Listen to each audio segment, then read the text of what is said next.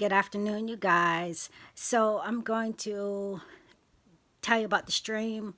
Yesterday, when I woke up from the stream, I was so frustrated. It felt like I was kind of carrying the feelings that happened in the dream. It was just the most frustrating things that happened in the dream.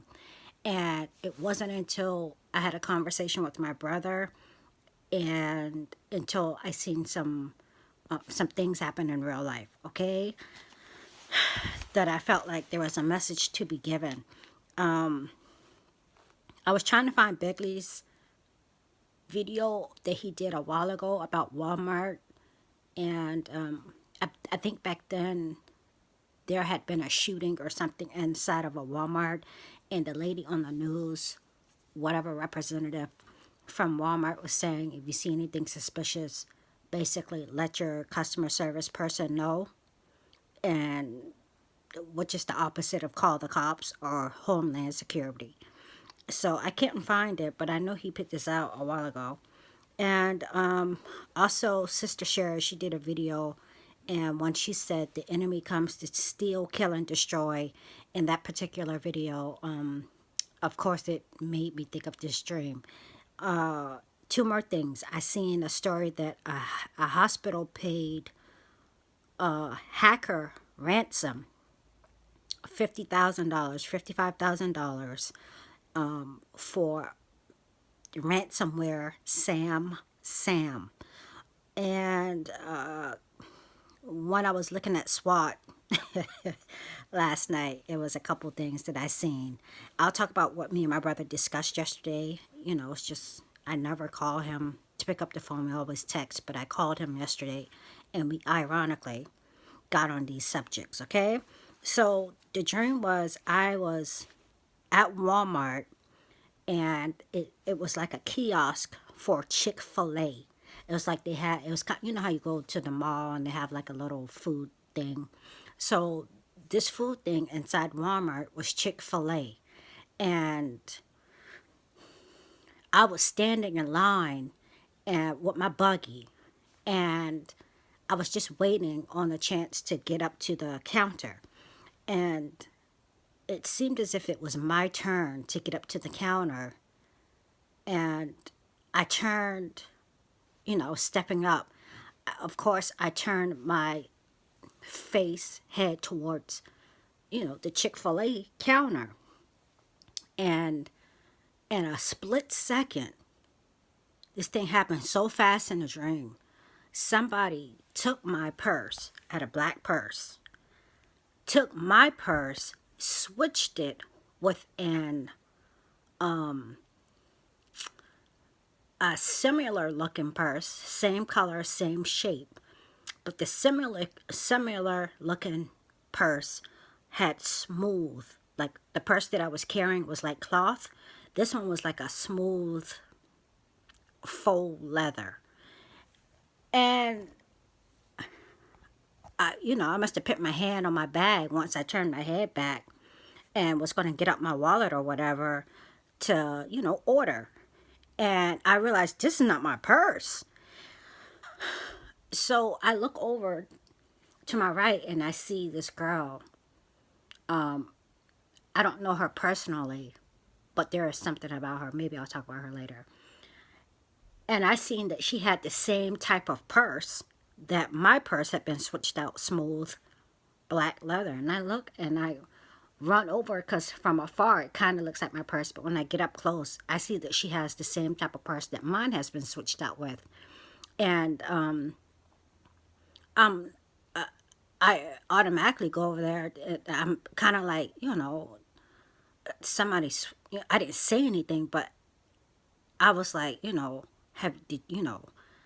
somebody stole my purse, and maybe I did. I don't know. And she was just looking at me as if she had no idea what just took place. Like she didn't see anything. She don't know what's going on.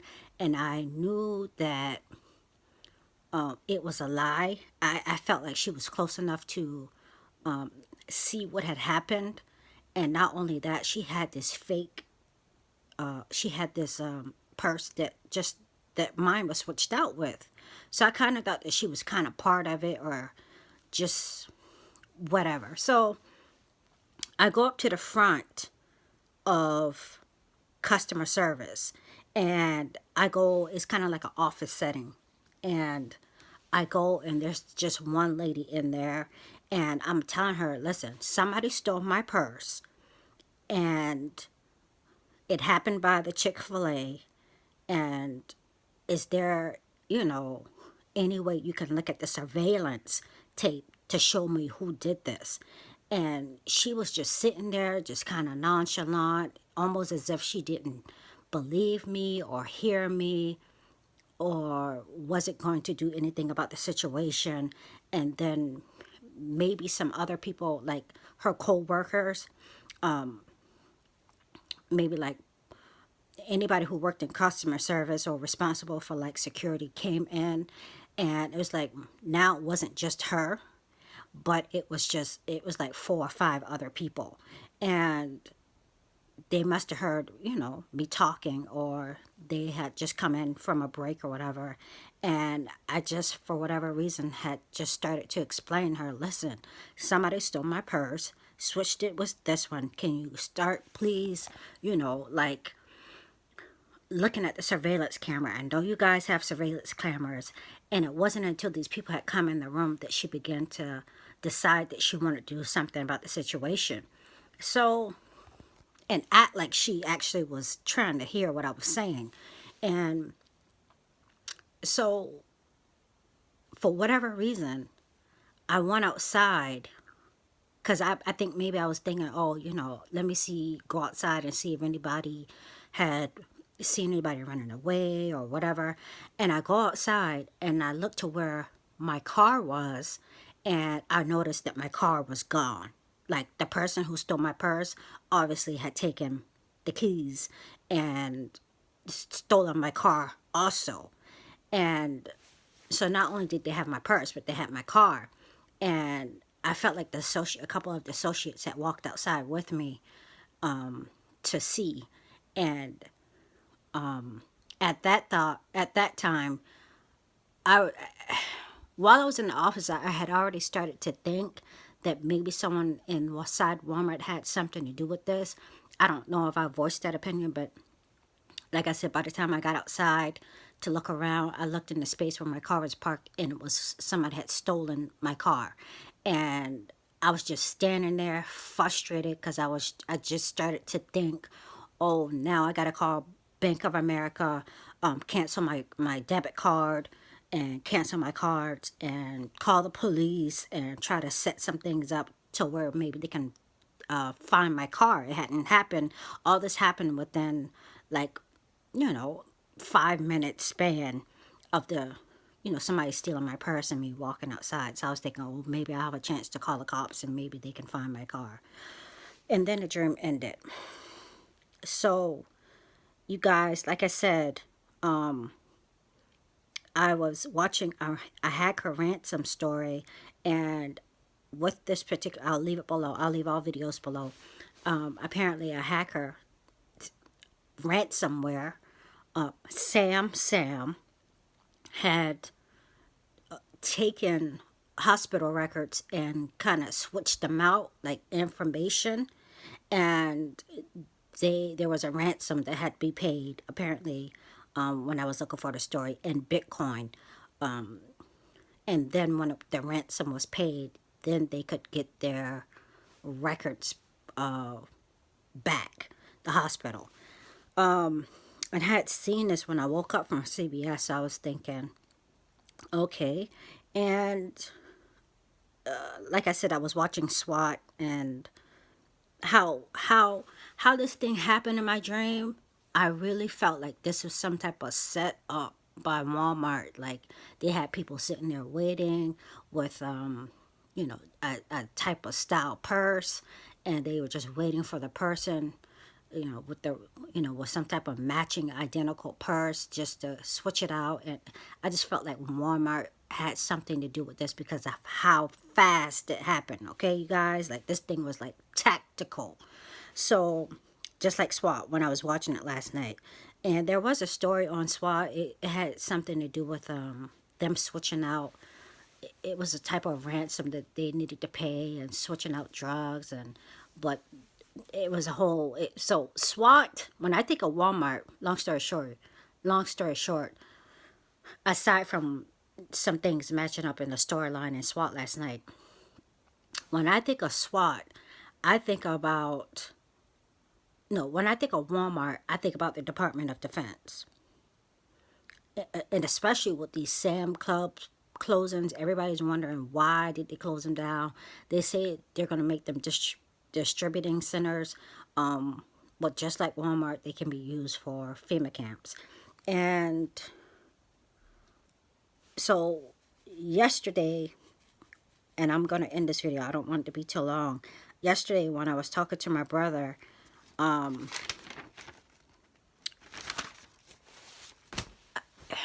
I asked him if he knew about the false missile alert that happened in Japan, because his first daughter, my niece, is half Japanese and she lives in Japan.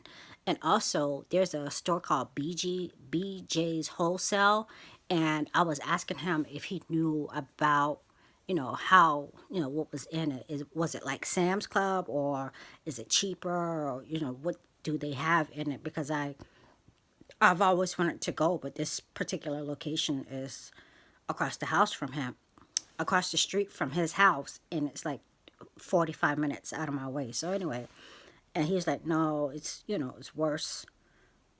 They're higher than Sam's Club. So he never went in, I don't believe.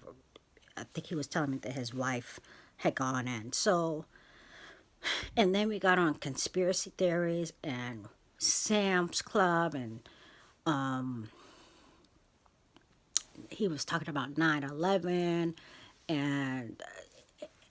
and him, ex-military, ex-marine, you know, some of these things he don't think. If there's anybody who I tell to be prepared for war, because of my nieces that are young, I always try to tell them, listen, we just had this happen, we're on the brink of war, you guys need to be prepared, basically. And but for whatever reason, we got on that subject. And not only that, I had asked him about Navy. I told him I didn't realize that he still had a Navy Federal credit card. And I was telling him that when I went to apply, I realized that Navy Federal, this credit union that is for the families and members of the armed services, I was telling him that I didn't realize that it was actually like a government